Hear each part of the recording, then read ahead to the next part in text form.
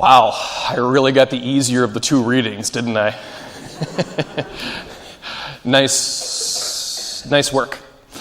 Anyway, so I'm very grateful I have this gospel today. It's good time for this gospel because, as some of you have probably heard in the school grapevine, I've been giving money to the older grades when I came to their class for religion. And don't worry, you're all going to get your chance today. Except second grade, you're up tomorrow. Now, this latest lesson has been about prayer, fasting, and almsgiving. And because I couldn't think of a moral way to force you to give me money for almsgiving, I reversed it. So you have a 1 in 14 chance of getting $1 and a 1 in 14 chance of getting $5. I'm still really mad at fifth grade. They cleaned me out. I lost like $40 in that class. Like 8 people spun $5. Fifth grade. Anyway, I'm not giving the $5 for you to spend on candy or yourself. It's almsgiving. It's giving to the needy. So the idea is I'm trusting these students to give that $5 to someone more in need than themselves. And that's what the gospel is about today. The old lady putting in the money, knowing that it is righteous to give to others as if there is someone more in need than yourself. And it is very important that we understand this, everybody. It is very important that we understand how to give and how to give joyfully. Because everybody can give miserably, when you're forced to. That's not the idea. We're supposed to be happy when we are generous with whatever we have to offer. It's not money necessarily. It can be other stuff. It can be your talents, abilities, and skills. It can just be your attention and your time and your, just kind of being there. That counts. Spending time with someone counts as being generous. So as a matter of fact, I mean it when I say we should know how to be joyful, because they did a study a while back. For the life of me, I couldn't find the book or the article I read this in. It was the neuroscience of giving, so the brain science of giving. And they discovered that when you go up to somebody and you say, here's $5, you have to put that $5 in the collection plate, put $5 in the collection plate, thank you. When you're forced to give, your brain doesn't care. Your brain says, oh, I had $5. Oh, I lost $5. I'm going to go back to daydreaming about puppies and kittens. Your brain just doesn't care when you get something and then you immediately give it up because you have to. Your brain just knows that nothing important is really going on. But things are very different in your head when someone goes up to you and says, hey, here's $5. That is yours. Give that to anybody you think needs it. Okay? And you have to give that money back to me. It's not because I don't trust you. It's because I had to have to give $5 to everybody, and we don't have that kind of time. Seriously, I would trust you with this money if it was fair. Anyway, if someone does that, if someone says, here's $5, I am trusting you to use this wisely. No matter how young or how old you are, your brain knows what's going on. And your brain says, ooh boy, I get to make a decision. And someone else will be better off because of my decision.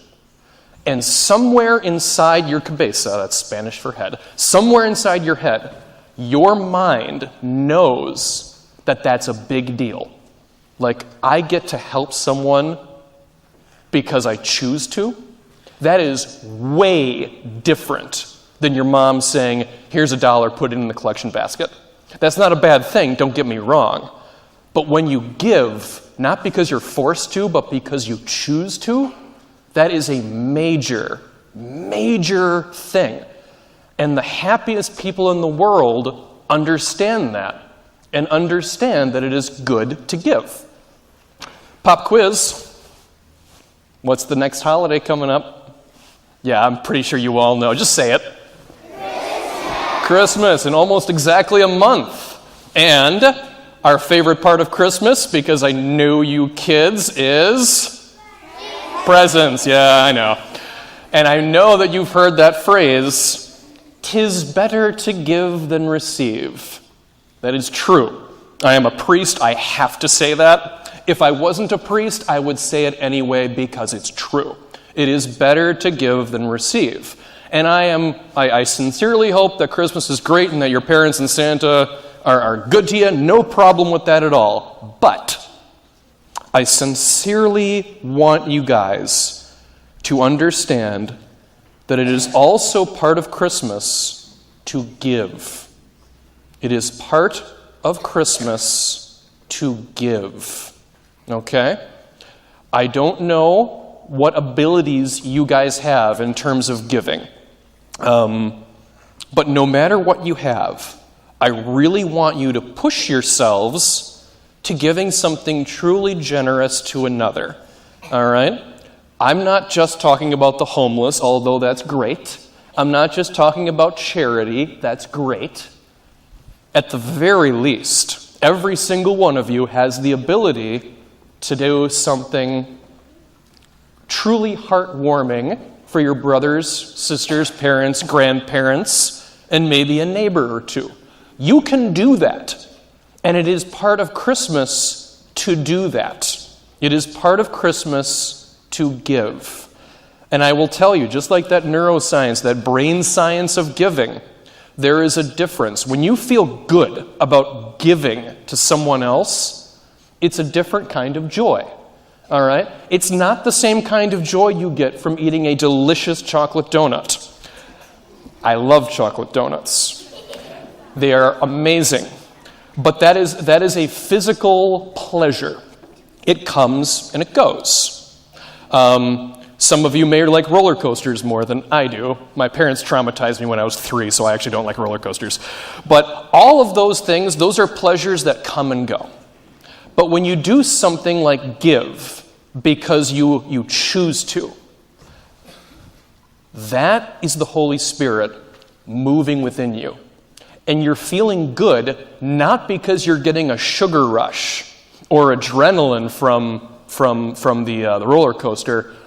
You're feeling good because a deep part of you, in your heart and in your mind, knows that you're doing the right thing and that you are being the person that you have always meant to be. So remember, we have Christmas coming up.